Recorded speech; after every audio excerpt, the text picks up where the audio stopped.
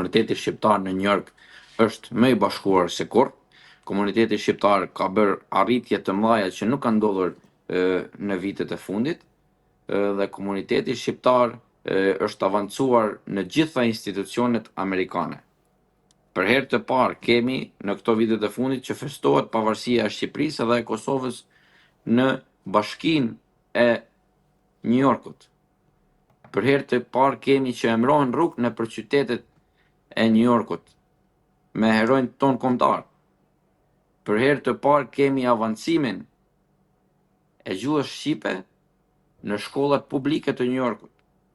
Kemi plane edhe më të mëdha, ku një nga ato është që kemi shfaqje në publik të festohet pavarësia e Shqipërisë, apo të festohet flamuri shqiptar, ku i bën bashkë gjitha trojet me 28 nëntor në shtëpinë e bardhë me presidentin Trump.